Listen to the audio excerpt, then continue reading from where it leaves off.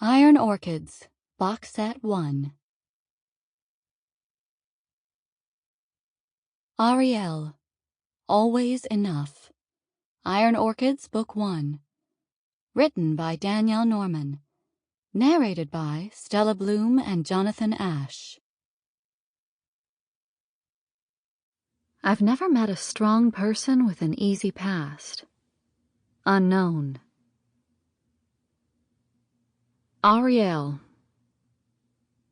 Moving to the happiest fucking place on earth had nothing to do with fairy tales or finding my Prince Charming.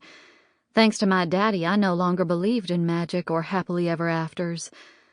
I landed in this city because this was the land of hotels, conventions, and destination weddings, which meant it was my best bet at becoming an event planner. I didn't hate being a seamstress, but it wasn't my dream. It was my mama's.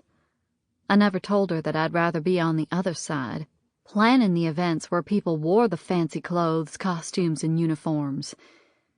I never got the chance. During my freshman year of high school, she had her first stroke, spoke with a slur, and relied a little more on me. But just before my senior year, Mama had her second stroke, and someone needed to keep the business going to pay the bills, so I took over.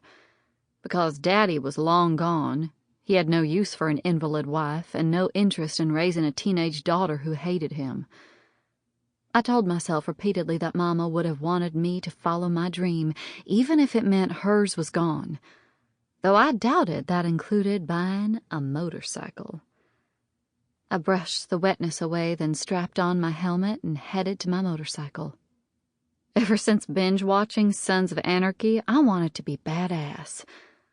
Okay, not like crime badass, just the I look cool on this bike kind of badass. So, after I unpacked my last box, I went out and purchased a Harley Sportster. I couldn't wait to start the engine and let the wind whip across my face. It was cathartic. As the engine roared to life, I replayed the words my teacher said just a few weeks ago during motorcycle safety class. Ease up on the throttle, hold steady, don't freak. The bike will go where your eyes go. I found myself twisting the throttle a little more than I should have, and a small smile pulled at my lips. I shifted gears and headed to the service road around the mall at Millennia, Orlando's version of Rodeo Drive.